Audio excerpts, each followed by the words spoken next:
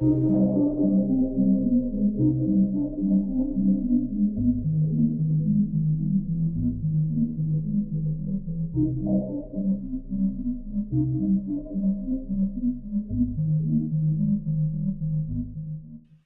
ghosties.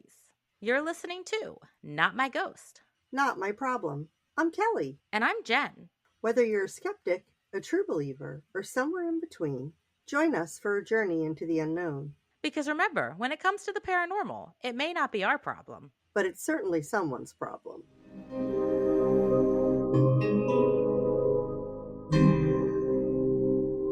Kelly, I miss you.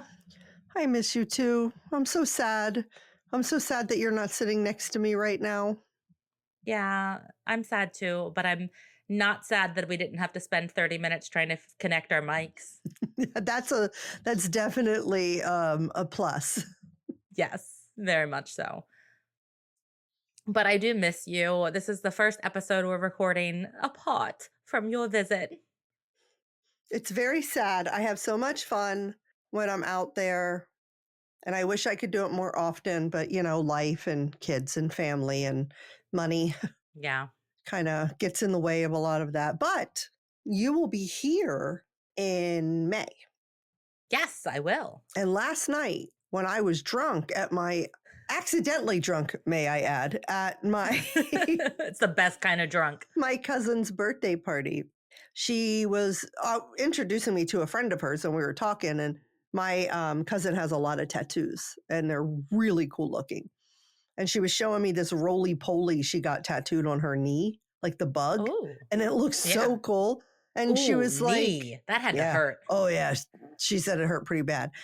And she's like, oh, he's the one who he does my tattoos. And I was like, get out. Because now we have somebody, it's not just some random... We're not picking some random person. He does good work. And he has tattooed my cousin. So we may, it depends, we'll have to see, be getting some matching podcast tattoos when you're here in May. Which will be my first tattoo. I am excited for you to get your first tattoo. And I'm excited for me to get my next tattoo because it's been a hot minute since I've gotten a tattoo. And I have been craving, but money has been tight, which is why I have not just gone out and become a canvas. Otherwise, I probably would be. Yeah. They're expensive, unfortunately. Yes, they are. Or I would have a whole boat of them. If you look at my Pinterest board, I have a ton of things I want to eventually get. All I have on Pinterest is recipes and hot men. I literally have a board that's called People I Like to Look At. That's a good board to have. Yeah. No complaints. No complaints. Yeah. By the way, welcome to our scripted, unscripted banter. Yes, welcome. So I do have a question for you today, Kelly. All right. How long do you think you would last in a horror movie? And what would be your survival strategy? Okay, so I'm not going to say like I would be the one at the end that survives and thinks that I beat it and then I'm coming back for movie 2. Maybe not. I don't know. Probably not. But one, I'm not going to do anything stupid like run up the stairs when a monster or a bad guy is chasing me. Right? Yeah. Run into a closet that has no exit. Yeah, and if I know that something's going on and we know that this murderer or monster is after us and I hear a noise in the closet to the left of me, I'm not saying, what's that noise? I'm going out the door to the right of me. Right, but what about if this is the very beginning of the horror movie and you don't know that a monster or a murderer is after you and you hear a noise? Well, anybody would check out a noise in their house because it's your house and nobody's Which is why we both would die first because we are those people. I don't think there's a person out there that wouldn't. So then everybody dies first. Basically, because I am that person. And I know we've just talked about this before, just us. And I think when you were here with Kristen, I think something fell over in my laundry room and I got up to go investigate what it was. And as soon as I walked in the door, I'm like, this is why I would die first in the horror movie, because I'm the first person to go towards the noise. Well, thanks for taking one for the team, because Kristen and I could have made a really quick escape.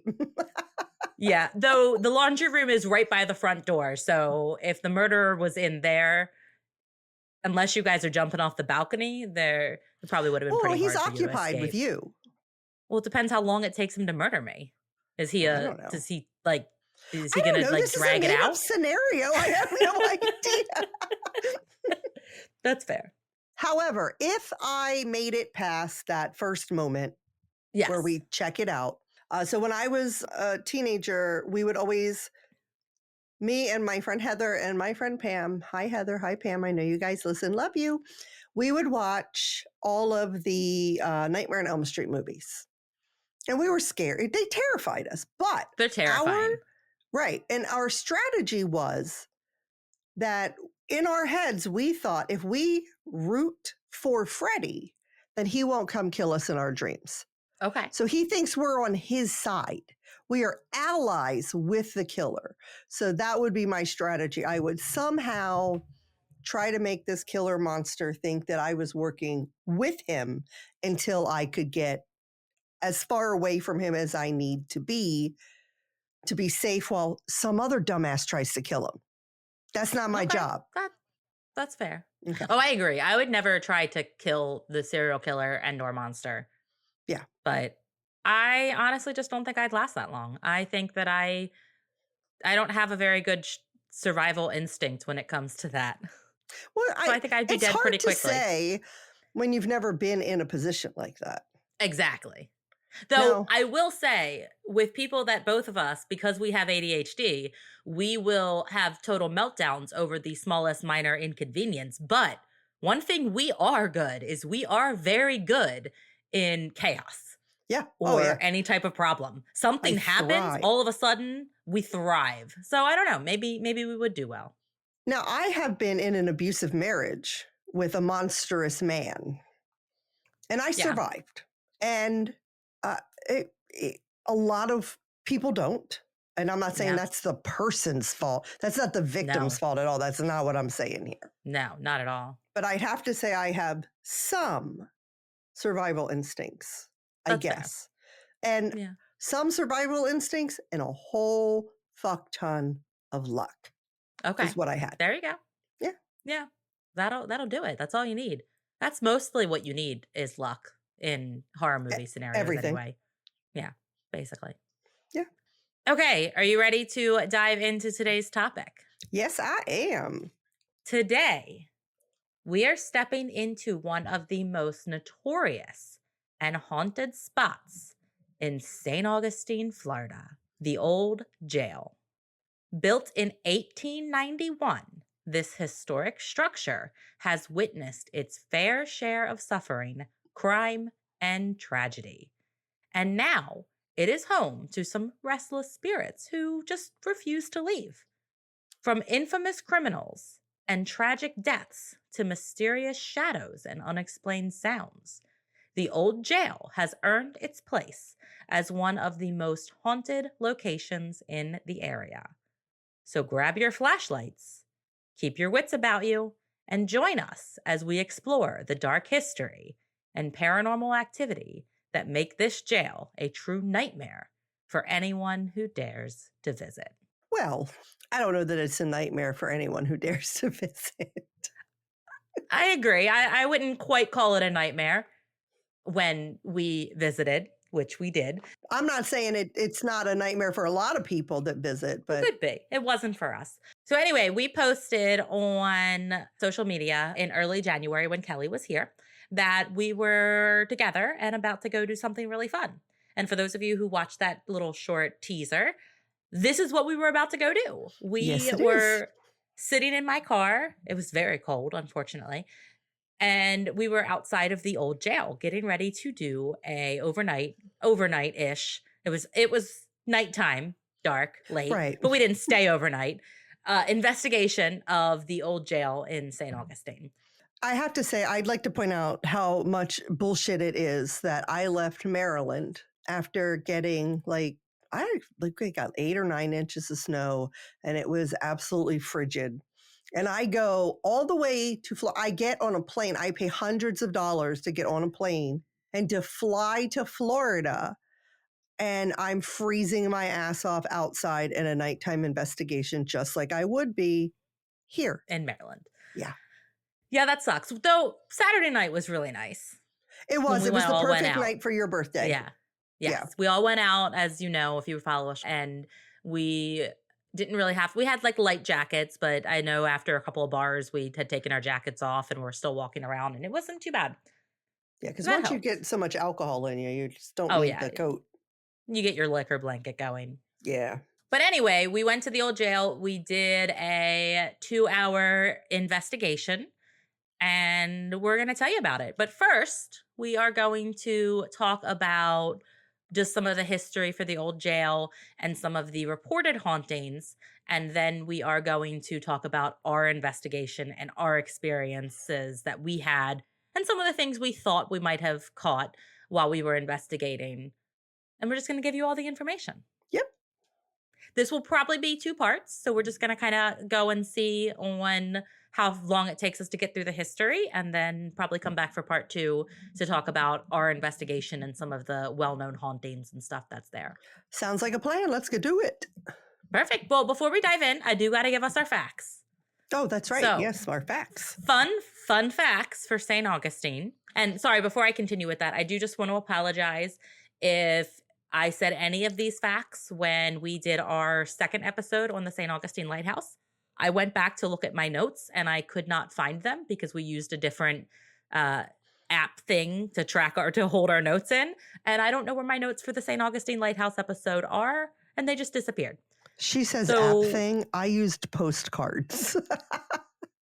Okay. I don't know. I thought I used this app for that episode, but I guess I didn't because they're not in here. So I don't know what facts I used for that episode. And I guess I could have went back and listened, but I didn't feel like it. Right. And maybe one day when we're big and famous and everybody knows us, because I still have some of those postcards, we can like sign them and send them to people.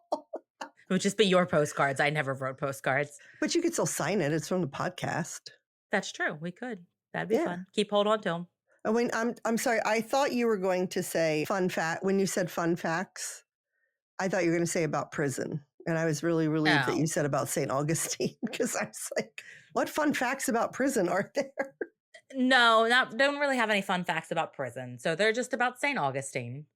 Okay. So St. Augustine is the oldest continuously inhabited European settlement. It was founded in 1565 by Spanish explorer Pedro Mendez, which I think is pretty cool. Yeah. A lot of history here. St. Augustine is also the home to the Fountain of Youth, which claims to be the legendary spring that Ponce de Leon was searching for when he visited Florida in 1513. And the fountain's powers are just mildly up for debate, but it is a popular tourist attraction here. Mildly up for debate. Mildly. You know, there's only been a handful of people that have come here and have now lived forever. Just a couple. Just a handful. Yeah. I mean, it can't work for everybody. It can't. Exactly. It's just a special few. Right. St. Augustine also has a long history with pirates, and it is believed that the infamous pirate Blackbeard briefly anchored his ship off the coast of St. Augustine in the early 18th century, which I think is pretty cool. Yeah.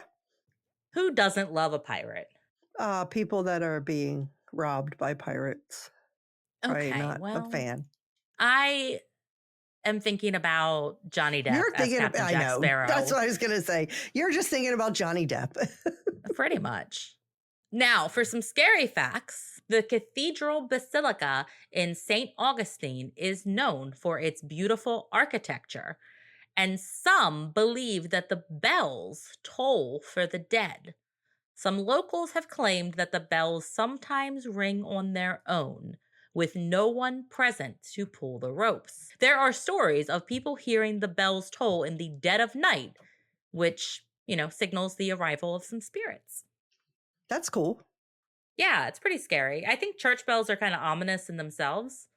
So to hear them in the middle of the night, yeah, I mean, that's fair.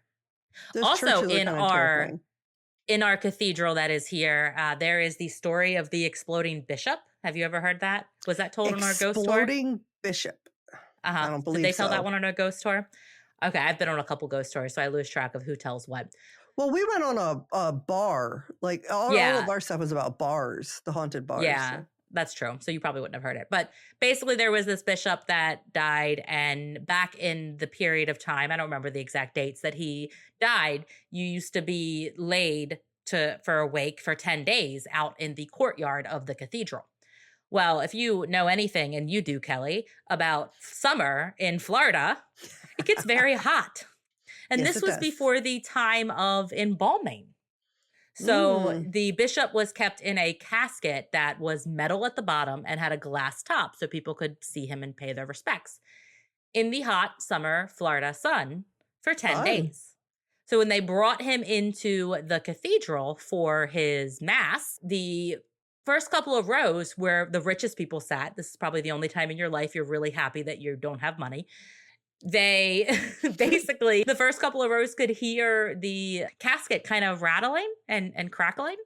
And all of a sudden, right in the middle of mass, the casket exploded and the bishop rained down on the first couple of rows. Oh, talk about a splash zone you don't want to be in. Exactly. God. Yeah, they definitely should have put that splash zone warning on the seats, but they didn't. Gross. So they cleaned him up and as much as they could and put all his remains back in the casket and then entombed him in like a little chapel in the cemetery. They put him back as much as they could. Is that what you said? Yeah. Well, I mean, they had to exploded. Yeah, but I mean, just some of his guts and pieces. Oh. They got as much of him back as possible. Okay. These are not so fun facts. I told you these were scary facts. There is also, so as I said before, St. Augustine has a deep connection to pirates. And one of the most terrifying legends is the ghost of a pirate who allegedly roams the street at night. Some visitors claim to have encountered a ghostly figure of a pirate dressed in tattered clothes who disappears when approached. Okay, I'd like to see that.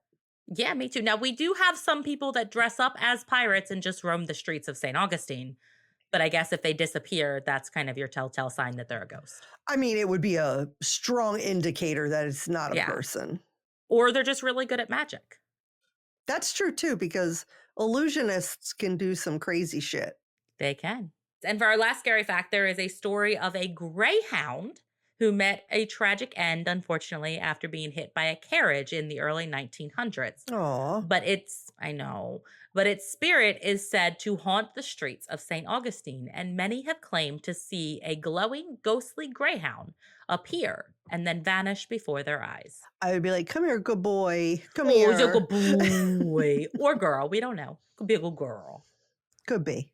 Okay, so the old jail was built in 1891, and it was commissioned by Henry Flagler, who is the railroad tycoon and probably one of the most influential figures in Florida's history. Especially if you know anything about St. Augustine, Henry Flagler had his hands in everything. Flagler was determined to transform St. Augustine into a premier tourist destination, and he sought to create an air of elegance and refinement in the city. Now, this vision led to the construction of a lot of our grand hotels, churches, and other structures, and all the designs were meant to elevate St. Augustine's reputation as a sophisticated vacation retreat. However, the local county jail that was located inconveniently close to his Ponce de Leon hotel kind of clashed with his image. He just really wasn't feeling it. Okay. Yeah, to address this issue, Flagler financed the construction of a new jail for $10,000. Ooh. Yeah, must be nice. Yeah. And he basically just wanted to make sure that it was relocated very far away from his hotel. My car is a lot more than that jail cost. Exactly. Than the whole jail cost, I know. He hired P.J. Pauley Jail Company of St. Louis, which is a firm renowned for its ability to construct secure yet aesthetically pleasing detention facilities. Flagler was insistent that the jail blend harmoniously with the city's existing Romanesque revival architecture. As a result, the old jail was designed to look like a stately Victorian home, complete with red coquina facade, ornamental gables, and a steeply pitched roof. Its exterior, however, masked the grim reality within that would become a defining feature of the structure. One fact we learned when we were at the old jail was the people who constructed the old jail were actually the same people who eventually helped construct Alcatraz. Yep. And the locking system that was at Alcatraz was actually first used at the old jail in Florida. Yeah, it's like they could pull like one lever and lock all the cells at the same time. Yeah. Instead of having to go around and individually lock and unlock all of the cells. That's pretty cool. Which there aren't that many cells at the old jail. There's really not. It's pretty tiny in comparison to most prisons when you're thinking, what is there? I would say 6 upstairs and 6 downstairs. There's the 2 women's. Or 7 downstairs. No, because there's the 2 downstairs. Women's. Yeah. And then was there 6 in that Yes, back in the other area. Yeah, so there's 8 downstairs and 6. I don't know. There were 6 upstairs. Okay. And they're tiny. Yeah. Oh, I'd like to point something out too. When you go, if you tour this jail, they have mannequins set up in these cells. Fuck those and mannequins. Some of them. And well, I don't know if I should say this now or in the next episode, but I'm just going to say it and give you all a little bit. Jen and I walked into the infirmary. Oh, and God, that one. They had a mannequin of a man lying in a bed, but like his feet were up, his knees were bent weird. And he was just, they had like a blanket over him a little bit. Yeah. And he had this like just look of like terror and pain on his face, like he would be in an infirmary. But it was terrifying. I could not look at it. It was freaking me out. Had there been an actual ghost in there, I would have been like, hey, this is cool. Let's talk. But that mannequin was terrifying. It was. Yeah, the mannequins were not great, in my opinion, because if you're in there looking for ghosts and you walk around the corner and all of a sudden there's a mannequin, it was pretty freaky. Yeah. Definitely spooked you. But considering we said there were 6 cells upstairs and 8 cells downstairs, this jail was built to accommodate 84 prisoners. I want you to think about that because in the women's cells, 2 of the cells downstairs for the women, there was just 2 down there, right? For the women? Just 2 for the women. There were only 2 beds in each one of those cells. Our tour guide told us I guess not really a tour guide, but our guide for the investigation told us that they put up to 5 people in each cell. Yeah. And that was it. Like there was no additional room, maybe enough room for you to walk in and turn around. To get onto your bed. Yeah. Yeah. And that's it. No additional room. It was insane. So tiny. I'd be so claustrophobic if I was in there. Yeah. So they did have, we can kind of just talk about, they did have separate areas for men, women, and also maximum security inmates. Kind of separate. Not that far off from each other. Well, they put the women, that most of the women were there for bullshit reasons because the guide said they needed people to cook the meals. Yeah. So they would put women in there and just forget when they were supposed to get out. Like if you were supposed to be there for 6 months, maybe you're there for 5 years. Yeah, and he joked that I was wearing like leggings at the investigation and then just like flats. And he joked that I might have been thrown in there because I was showing too much ankle. Right. And that was directly next to maximum security. And death row. And death row. Yeah. It was in solitary. Yeah. That's insane. It was so close that at one point, and we'll go into more of this when we talk about the actual investigation, but Kelly and she was in the woman's cell and I was in, I think it was in the infirmary, and we could talk to each other. We were not that far. We could talk back and forth. That's how close and small everything was. Yep. But despite its visually pleasing design, it was a fully functional jail, complete with barred windows, solitary confinement, and a gallows for executions. In its early days, the jail housed individuals accused of a range of crimes from petty theft to violent offenders, to also apparently showing too much ankle. One thing that the guide had told us is the way they would hang them, they didn't want it to be like an instant death. They Yeah. wanted to watch them struggle. Yes. And we'll get into it more when we talk about one of the infamous prisoners that was there that was hung. I'll get into a little bit more information about what they asked this person to do for science. Do you Yep, remember that? I Yeah. do. So we'll talk about that in a minute. Okay. So, as we said, it's 2 stories and divided into several sections, which, barely divided into several sections. But again, you had the general population area, which was upstairs, maximum security, and the women's section and the kitchen were all on the lower level. The maximum security area housed the most dangerous criminals, including a designated death row cell for those sentenced to the execution. Now, the death row cell had a window. Yes, it did. To the gallows. You could see it. As you are sitting on death row, you get to see the gallows where you will eventually be hung. And if anybody else is being hung that's on death row, you get a front row seat to watch it. Front row seat. Yeah. Pretty awful. Now, the jail quickly gained its reputation for its harsh conditions, and it kind of just reflected the error of the time with their punitive mindset and, not really very forgiving. Now, conditions in the jail were grim by our modern day standards. Prisoners were often forced into hard labor on nearby farms and rarely had access to bathing facilities. Toilets were nothing more than a shared bucket that was passed from cell to cell. There's nothing better than a shared bucket of piss and shit. Nothing better. And could you imagine if you were the cell that had to sit in until someone else needed it? Oh. Just stewing. Oh, God.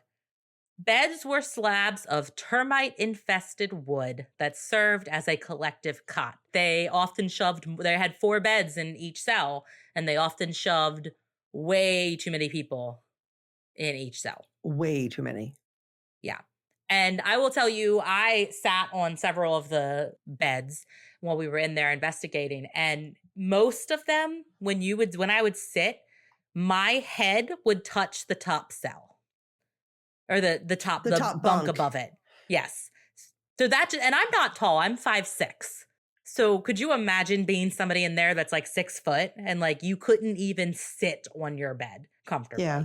I didn't have that problem. I'm only 5'2", so I was able to sit without my head touching it, but I did have to bend down to get under, like to settle into the bed.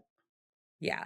But when I would sit in there again, my head would touch the next bunk, and they were like metal beds that just had like a blanket thrown over it. There was no like cushion, nothing. It was just basically a blanket and a pillow, and that's all you got.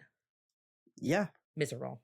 Now, meals were sparse and typically supplemented by animals that the inmates would catch while they were working in the fields.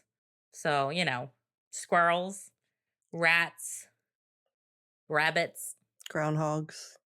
Racial segregation was also strictly enforced, and the jail was plagued by violence, disease, and death. All prisoners were forced to work tirelessly, enduring grueling labor that left their bodies aching, while concepts like human rights were merely fantasies. Wait. Deja vu. Yeah. Violence was rampant, with prisoners frequently attacking one another, and guards often released their anger on the inmates. Women were subject to horrific abuse and were often exploited and forced into prostitution, which, awful. I have forced into prostitution for who? The men that are there, or the prison guards? I don't know. Didn't really say. Yeah, because is that how the jail made money? They would put the women like on the streets, or Was it just for Oh, I don't know. the guards to do whatever they wanted with the women? Or maybe if the Yeah. guys got a little too rowdy, they'd think that might calm them down to have an Yeah. evening with some of the women? Yeah, I don't know. It didn't really say.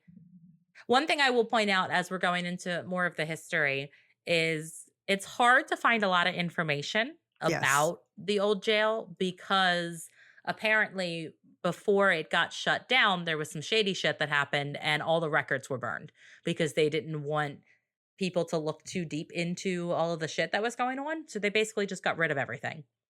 So it's hard to find a lot of information. Yeah, and that's why it's hard to get an accurate count of like how many people were executed there, and because they were like, "Nah, you're not going to see what we've been doing," and they burned Yeah, everything. burned it. Yep.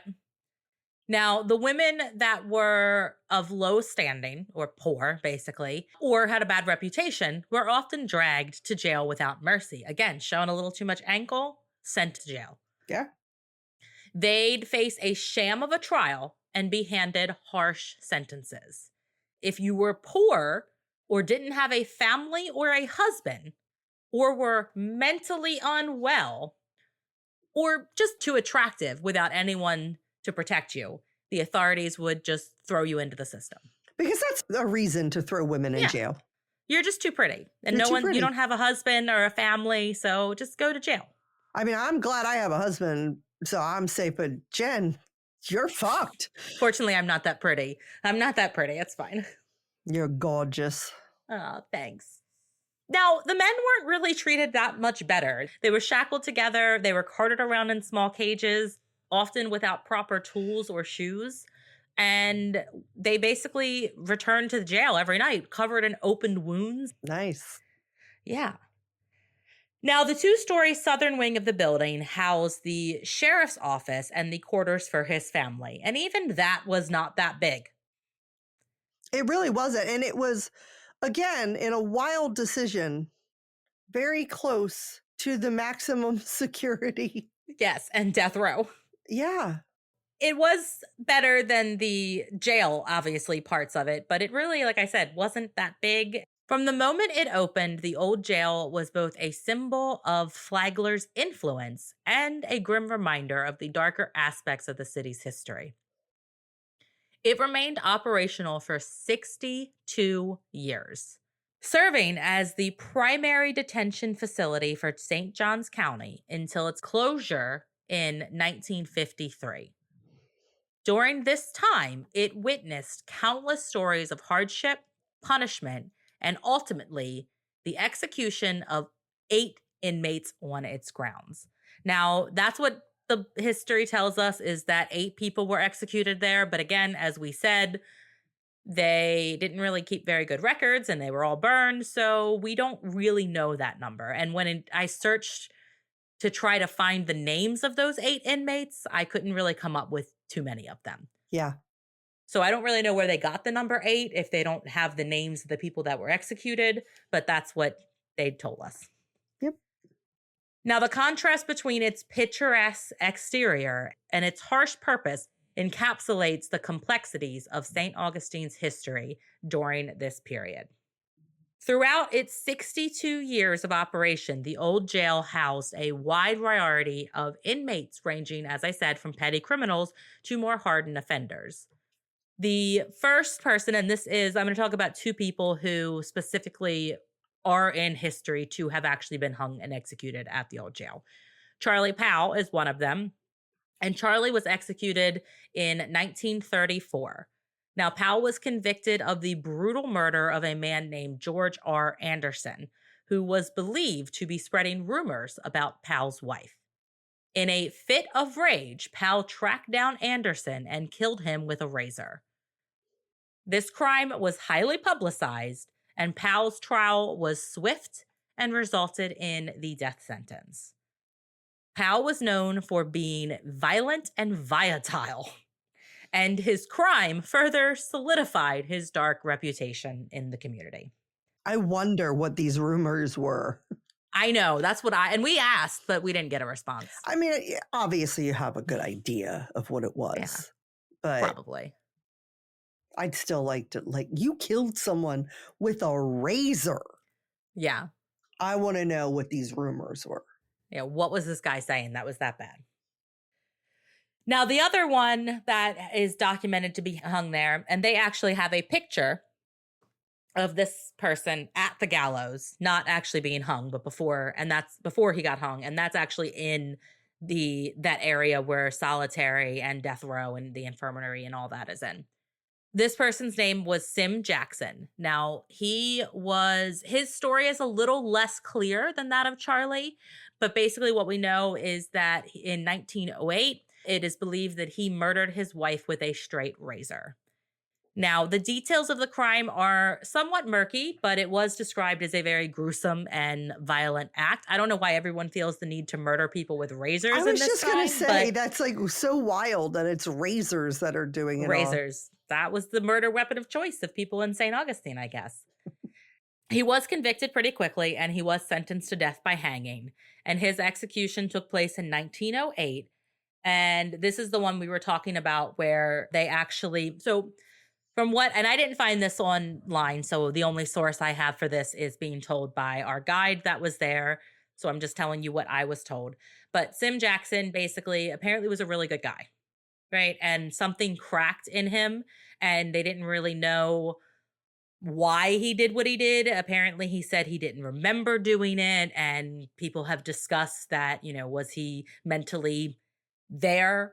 Was there some type of mental breakdown? Well, the guide seemed to think maybe it was like a demonic possession or something, or oppression, influence in some way. Something that made him do that, because all in all, up to that point, no one was like, him and his wife were just recently married. They were all lovey-dovey. There were no issues, and something in him just snapped.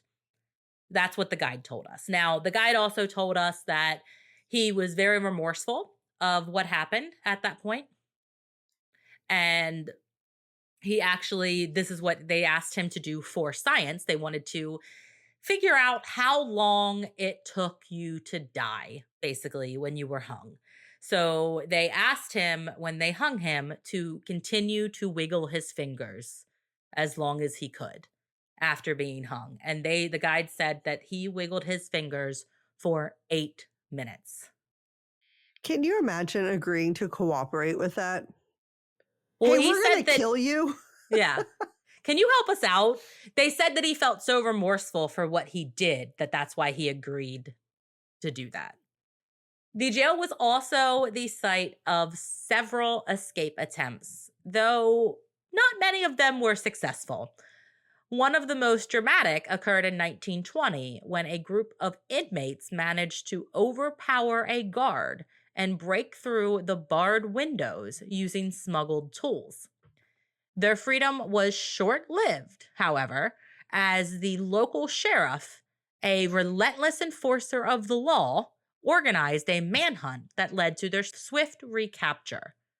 Tales of these escape attempts added to the jail's reputation as a place of both despair and defiance.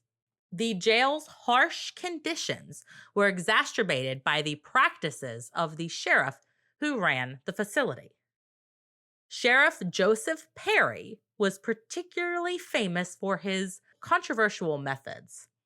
Yes. Now, apparently, and we didn't get this, but one of the people who was on the investigation, again, we'll go more into detail, they'd been on the investigation a bunch of times, and it was a couple, and the woman apparently said that she usually would always get Joseph Perry to interact with her when she was there. We hung out with them for a little bit and didn't really see or have anything happen, but that's just what they told us. Yeah. So apparently he still haunts the jail. Now, Perry was known for his iron-fisted approach, and he reportedly used fear and intimidation to maintain order and often resorted to physical punishment.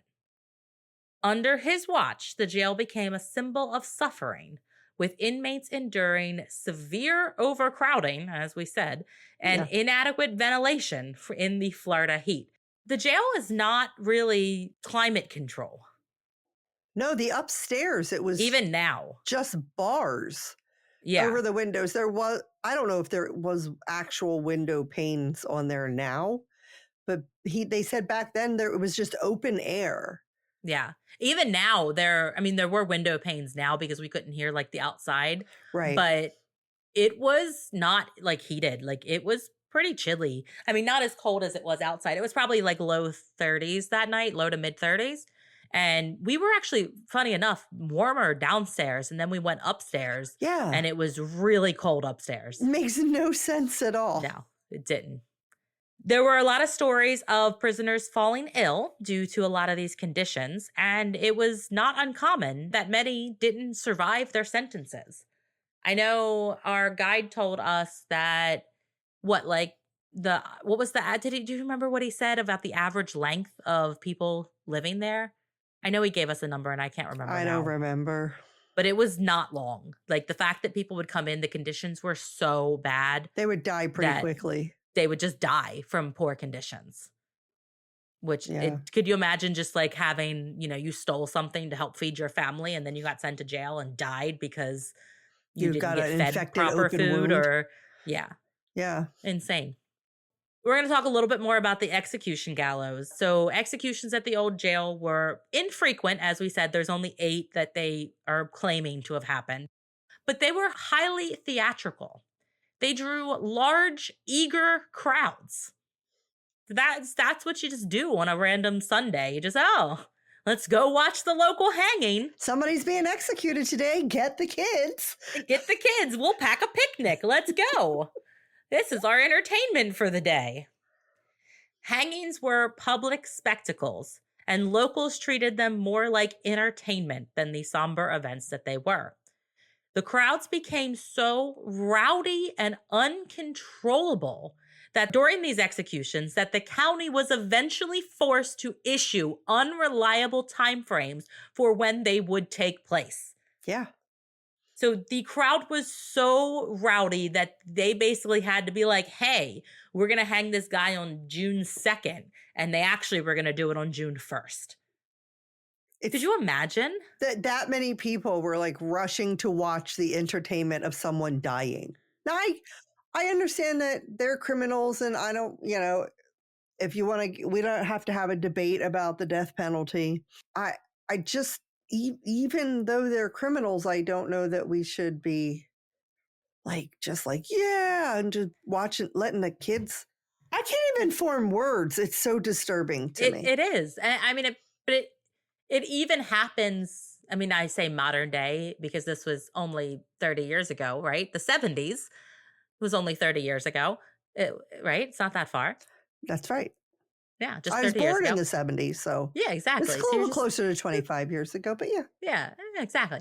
But when Ted Bundy was executed, there was a crowd outside of the prison. Right, but they couldn't watch it, though. They couldn't watch it, but they were still out there celebrating. I bet you if they were allowed to watch it, they probably would have. Yeah. That even blows my mind. I mean, I get like this guy terrorized the community and killed a lot of people, especially family and friends, but to get that excited and celebratory because someone is being put to death, that's not in me, I guess. Listen. If we're going to be honest, there are some people on this planet that could die, and I might feel very sad for their family. And then in the privacy of a locked room in the dark in my house, dance a little happy jig. I'm just saying, just full transparency here. That's fair. I understand people feeling relief that a serial killer is off the streets and that he is receiving justice, I guess. Yeah, but just to go to the location and celebrate. That's weird to me. Yeah, it's just, it's not for me personally. It's like, maybe if it was like somebody did something to somebody that I loved, like personal, like family members or personal friends of the person that was killed, maybe like, okay. Would you want to watch it? Like if you had the option to go, like I know they do that sometimes, or at least they used to. I don't know if they still do, where they would allow like the victim's family to be in the room or like the viewing room to watch executions. Would you? I don't know. I don't think I would. I think the death penalty is too easy sometimes. I want that person to stay alive and live with what they did to my loved one. Yeah. Send them to a place like the old jail at St. Augustine Well, and no, they'll have die them too be quickly tortured there. there. Oh, that's true. Yeah. Slightly better, but still awful. Yeah. For those type of people. I don't know. Like it's, listen, I've never been in a situation where somebody that I love has been murdered. So I really can't say if I would want to That's true. be at Me the either. execution or not. I would just have to take it as it came. Yeah. I don't think I would. In those instances when it is someone that it is directly affected, I would not, judge anybody who feels like they need to be there. I could see where someone might say, this person hurt me so badly, I need to see and make sure that they're gone. Like Right. having that like closure type thing, I guess. I don't know if I would, but again, I've never been in that situation, so I can't really speak to it. Yeah. Anyway, most inmates, as we said, I did write it down. Most inmates didn't last long, dying within 2 years of entering the prison, no matter how long their sentences were, from infection, violence, illness, malnutrition, or execution. Okay. The only time that a doctor was ever called was any day that there was hanging. To pronounce the person dead. Yeah. Their doctor was not called for any other reason. Cholera, tuberculosis, and a slew of other diseases ran rampant and claimed lots of lives. The death toll grew so high that after some backlash, the county began to alter the official records to hide the true scale of the tragedy. When the press caught wind of the horrors that were happening behind these walls, they raised an uproar. And that's when they started manipulating the records. Prisoners would disappear while working on loan, and the staff would conveniently label them as escapees. So basically, someone would die and they would say, oh, they escaped, instead of reporting them dead, which I want to know what they did with the bodies. Oh, who knows? Probably fed it to the other prisoners, knowing these monsters. Oh, God. I wasn't going that far, but geez. But what? Is there anything about these people and these conditions that? No. Yeah. No. Another tactic that they use is they would ship off dying inmates to other jails just before they passed away, basically in a last-ditch effort to not have that death counted on their hands. Basically, they would do all of this to kind of help fudge those numbers to help its reputation. But again, as we said earlier, it got so bad that when they realized that people were going to come and investigate even further, that's when they just burned all of the records and what they could and fudged everything else. And that's why it's really hard to find a lot of history and accuracy on exactly how many people died in this building. Which is, it's tragic because some of these people's stories deserve to be told. Because not everybody there was a terrible criminal that murdered someone. Right. Again, somebody just petty theft. Or some woman showed too much ankle and she's died there and we don't even know her name. When I have like there's not even a record. And it's crazy. Again, when I can't stress enough how small this jail is. It's very tiny. It is. Like if you ever have a chance, they do daytime tours that you can go in. I mean, the overnight investigation was a ton of fun. So if you are here and can do that, I highly recommend it. But at least get a daytime tour the place, but it is small. Again, we told you how many cells there were. The cells were not large. Now, the downstairs cells were definitely a little bit bigger than the upstairs cells. Yeah, there was more space also in between the cells. In between the cells themselves, there was more space too. Yeah. It was very cramped upstairs. Now, they had, in solitary, they didn't have any bunks. Basically, in solitary, you basically didn't have anywhere to sleep. And who knows, I mean... They got it was a chained. Big cell. Like, wasn't it like a ball and chain? There was a ball and chain that was in there. But that was a much bigger cell, which is ironic considering it's solitary and you're in there alone. Right. That you have like this whole room to yourself, basically. That the solitary cell was bigger than the cells that were upstairs that housed, 8-9 people. Yeah. I almost to the point where if I was housed in a cell of 8 or 9 people with sharing beds in those tiny rooms, I might do something to get myself sent to solitary. Yeah,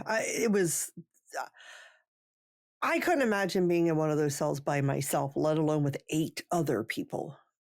Yeah. So we did spend some time by ourselves in those cells. We did. Yeah, we did. And we will talk about that next week. We will. So next week, we're going to talk about some of the common ghost sightings that people have reported over the years on the tours and investigations. And then we are going to talk about some specific ghosts that are said to be there, as well as some of our experiences at the old jail. Now, I don't want to leave you hanging too much. We did not get a ton. It was a pretty quiet night. It was. We have some interesting things that we can't really explain that we'll go into, but we wish that we would have gotten more to share with you guys, but it was still a really fun experience. And that's how investigating the paranormal goes. It is. A lot of times you'll spend, and we were only there for 2 hours. Sometimes we weren't there a long time. All night, like the entire night. You've got 8-9 hours of footage per equipment, whether it be audio on 4 or 5 different digital recorders and however many video cameras that you have to review, and you really don't get that much. And then other times you can be somewhere for 10 minutes and it's just things are just kind of going nuts. A ton of stuff happen. Yeah. And in this instance too, so for the investigation, the overnight investigation, they have a max of 12 spots. And then there is 2 guides, one that stays upstairs and one that stays downstairs. So there's a total of 14 people in the building, and our tour was sold out. So there were 14 people. And as I cannot say enough, this building is not that big. It is very small. So there is a lot of noise pollution and all of that kind of, some of the noises we may have captured, and we'll share them with you because we want to let you guys hear them. But we also know that there was a lot of noise pollution. So it could have been somebody else. We can't really label anything as an EVP. If we find something that stands out from like the normal sounds that we were hearing, we can share that. But there were other people in the building. And when we booked it, it was just the 2 of us for a long time. We booked it about 2 weeks ahead of time, and we were the only 2 people. And I was hoping going on a Thursday night, in the middle of January, right after the holidays, it wasn't a holiday weekend or anything, that maybe we would get away with only having a couple. But by the time we got there, it was booked. Yep. If you love what you've heard, please take a moment to rate, review, and subscribe to our podcast wherever you listen. Your support helps us reach more listeners and share even more spooky stories. Yes. And don't forget to follow us on Instagram at notmyghostpodcast and on Facebook at notmyghost, not my problem. We post updates, photos, show notes, and more. If you want even more ghostly content, consider joining our Patreon. We have some fantastic exclusive perks for our supporters. And if you have ever had a spine-tingling paranormal encounter, share your story with us at notmyghostpodcast@gmail.com, and you might just hear it featured on a future episode. At this point, you will definitely hear it featured, because currently we only have, I think, like 6 stories in our inbox, and they're all from Katrona.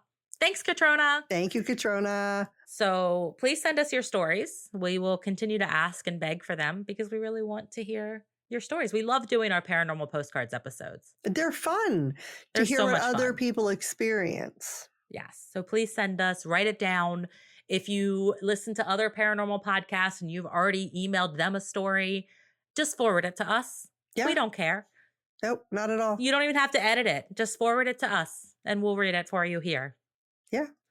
Well, thank you for joining us on part 1 of this haunting journey through history. Remember, the next time you visit St. Augustine and decide to tour the old jail, keep this in mind. If it's not your ghost, it's not your problem. Until next time, stay spooky and stay skeptical.